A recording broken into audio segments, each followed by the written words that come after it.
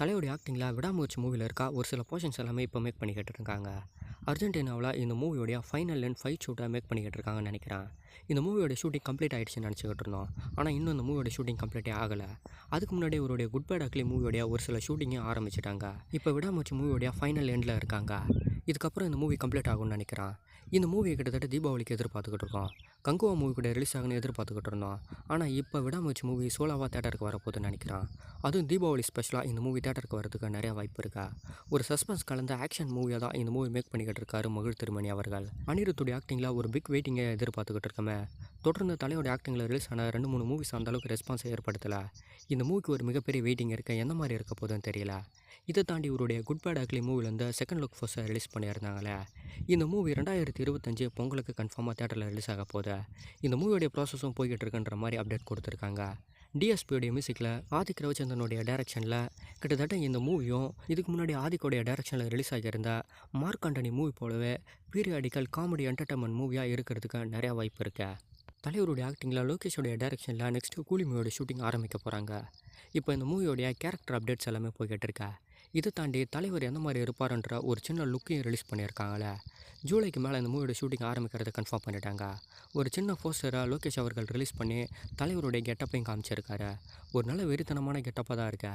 பார்க்கும்போது காலாவுடைய கெட்டப் மாதிரி இருக்கா. லோகேஷ் அவர்கள் தொடர்ந்து பிக் ஆக்டர் வச்சு மேக் பண்ணுறது மட்டும் இல்லாமல் பிக் ரெஸ்பான்ஸ் உள்ள மூவிஸும் ரிலீஸ் பண்ணிக்கிட்டு இருக்காரு. அதுவும் லோகேஷ் வந்ததுக்கப்புறம் பாக்ஸ் ஆஃபீஸ் எல்லாருமே எதிர்பார்க்க ஆரம்பிச்சிட்டாங்க.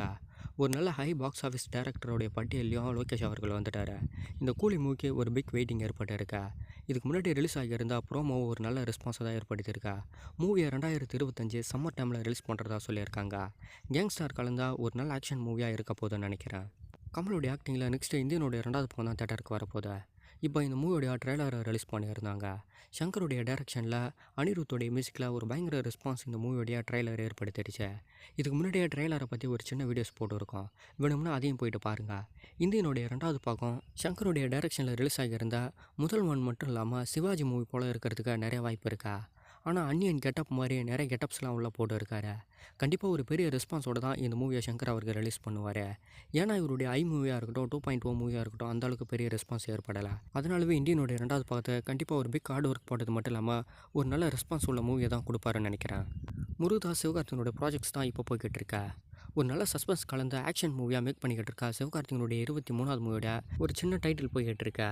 சிங்கநடை அப்படின்னு டைட்டில் வச்சு இப்போ இந்த 23 அப்டேட்ஸை கொடுத்துக்கிட்டு இருக்காங்க. எனக்கு தெரிஞ்ச சிங்கநடை அப்படின்னு டைட்டில் வைக்கிறதுக்கெலாம் வாய்ப்பே கிடையாது. ஏன்னா முருகதாஸோடைய டைட்டில் ரொம்ப டிஃப்ரெண்ட்டாக தான் இருக்குமே. இதுக்கு முன்னாடி அவருடைய மூவியோடைய டைட்டில்லாம் எடுத்து பார்த்தீங்கனாலே தெரியும். அதனாலவே சிங்கநடை அப்படின்னு டைட்டில் வைக்கிறதுலாம் வாய்ப்பு ரொம்ப கம்மி தான். விக்னேஷ் ராஜாவுடைய டைரக்ஷனில் போர் தொழில் மூவி தேட்டரில் ரிலீஸ் ஆகி ஒரு பெரிய ரெஸ்பான்ஸ் ஏற்படுத்தினது. ஒரு சைக்கோ த்ரில்லர் மூவியாக ரிலீஸ் ஆகியிருந்தால் இந்த மூவி லாங் டைமுக்கு அப்புறம் தேட்டரில் பார்த்த எல்லாருக்குமே ஓரளவுக்கு நல்ல ஃபீலிங்ஸை ஏற்படுத்தி கொடுத்தது. தேட்டரில் தொடர்ந்து முக்கியமான மூவிஸ்லாம் ரிலீஸ் ஆகிட்டு இருக்கிற போது போர் தொழில் மூவி தேட்டரில் ரிலீஸ் ஆகி ஓரளவு நல்ல என்டர்டைன்மெண்ட் ஏற்படுத்தின டைம் அது. இப்போ அந்த டேரக்டர் தனுஷ்கிட்ட பேச்சுவார்த்தை நடத்தி இருக்கிறதா ஒரு அப்டேட் போய்கிட்டு இருக்கு. அப்படின்னு பார்க்கும்போது நெக்ஸ்ட் தனுஷை வச்சு ஒரு மூவி மேக் பண்ணுறதுக்கு வாய்ப்பு இருக்குன்ற மாதிரி அப்டேட் எல்லாமே கொடுத்துக்கிட்டு இருக்காங்க. போர் தொழில் மூவி ஒரு நல்ல சைக்கோ த்ரில்லர் மூவி, நல்ல சஸ்பென்ஸ் கலந்த மூவியும். தனுஷை வச்சு கண்டிப்பாக மூவி மேக் பண்ணானா ஒரு நல்ல ஆக்ஷன் த்ரில்லர் மட்டும் இல்லாமல் சஸ்பென்ஸ் மூவியை கொடுப்பாருன்னு நினைக்கிறேன். சூர்யாவுடைய 44 கார்த்திக் சுப்ராஜ் அவர்கள் டைரக்ஷன் பண்ணுறாருன்னு தெரியும். சந்தோஷ் நாராயண மியூசிக்கில் 2D என்டர்டைன்மெண்ட்டான சூர்யா அவர்களை தான் அந்த மூவியை தயாரிக்கிறாரு. சுஜித் சங்கர் அவர்கள் இந்த மூவியில் முக்கியமான ஒரு ரோல் அப்ளை பண்ணுறது கன்ஃபார்ம் ஆகியிருக்க. அதுவும் வில்லன் கூட வரதுக்கு வாய்ப்பு இருக்குன்ற மாதிரி அப்டேட் கொடுத்துக்கிட்டு இருக்காங்க. இந்த மூவியில் உரியடி விஜய் அவர்கள் தான் வில்லன் ரோல் அப்ளை பண்ண போகிறாரு. பூஜா ஆக்ட் அவர்கள் இந்த மூவியில் ஹீரோயின் அப்ளை பண்ணுறது கன்ஃபார்ம் ஆகியிருக்க. ஒரு பீரியாடிக்கல் என்டர்டைன்மெண்ட் மூவியாக தான் இந்த மூவியை மேக் பண்ண போகிறாரு கார்த்திக் சுப்ராஜ் அவர்கள். அவருடைய ஜிகர்தண்டா 2வது பாகம் அதே போல் தான் மேக் பண்ணி ஒரு பெரிய ரெஸ்பான்ஸ். மேக்ஸிமம் அதை தொடர்ந்து தான் இவருடைய மூவிஸ் எல்லாமே வரும்னு நினைக்கிறேன். விமலுடைய ஆக்டிங்கில் விலங்கு சீரியஸ் வந்ததுக்கப்புறம் இண்டஸ்ட்ரி அவருக்கு பிக்கப் ஆகிடுச்சு. அவருடைய ஆக்டிங்கில் தேசிங்கராஜாவுடைய முதல் பாகம் ரிலீஸ் ஆகி ஒரு பெரிய ரெஸ்பான்ஸ். லவ் ஸ்டோரி கலந்த ஒரு காமெடி என்டர்டைன்மெண்ட் மூவி தான். அவனுடைய 2வது பாகம் தயாராகிறத கன்ஃபார்ம் பண்ணியிருந்தாங்க. எழிலுடைய டைரக்ஷனில் தான் இந்த மூவி தயாராகிட்டு இருந்தது. இப்போ இந்த மூவியோட ஷூட்டிங் எல்லாமே கம்ப்ளீட் ஆகிடுச்சுன்னு அப்டேட்டை கொடுத்துட்டாங்க. சீக்கிரமாக தேட்டருக்கு வரதையும் கன்ஃபார்ம் பண்ணியிருக்காங்களே. மேக்ஸிமம் ஆகஸ்டோடைய எண்டுக்குள்ளே இந்த மூவி தேட்டருக்கு வரதுக்கு நிறையா வாய்ப்பு இருக்குது. சன்னி டால் கோபிச்சந்த் மலினுடைய ஒரு ப்ராஜெக்ட்ஸ் வெயிட்டிங்கில் இருக்குன்னு ஏற்கனவே அப்டேட் கொடுத்துருந்தோம். இப்போ அந்த ப்ராஜெக்ட்ஸோடைய ஷூட்டிங்கை ஆரம்பிச்சிட்டாங்க. இப்போ ஷூட்டிங் எல்லாமே ப்ராசஸில் போய்கிட்டு இருக்கா. சன்னி டால் அவர்கள் இப்போ கோபிச்சந்தோடைய டைரக்ஷனில் ஒரு நல்ல ஆக்ஷன் த்ரில்லர் மூவியில் தான் ஆக்டிங் பண்ணிக்கிட்டு இருக்காரு. இந்த மூவியை 2025 எண்டில் ரிலீஸ் ஆகுன்றதை கன்ஃபார்ம் பண்ணியிருக்காங்க. சோனியா அவர்களுடைய ஆக்டிங்கில் நெக்ஸ்ட் ஒரு மூவி தேட்டருக்கு வரப்போகுது. Sound by G the dark story அப்படின்னு டைட்டில் வச்சா ஒரு நல்ல ஃபேமிலி கலந்த சஸ்பென்ஸ் த்ரில்லர் மூவியை தான் தேட்டருக்கு கொண்டு வர போகிறாங்க. இந்த மூவியோடைய ரிலீஸ் டேட் அப்டேட் பண்ணது மட்டும் இல்லாமல் இந்த மூவியோடைய ட்ரைலரு ரிலீஸ் பண்ணிட்டாங்களே. ஜூலை 5க்கு இந்த மூவி தேட்டருக்கு வரப்போகுது. ஃபேமிலி கலந்த நல்ல சஸ்பென்ஸ் த்ரில்லர் மூவியாக ரிலீஸ் ஆக போகுது. ஒரு லாங் டைமுக்கு அப்புறம் சோனியா அகர்வால் அவர்கள் ஹீரோயின் ரோலில் இந்த மூவியில் ப்ளே பண்ணியிருக்காங்க.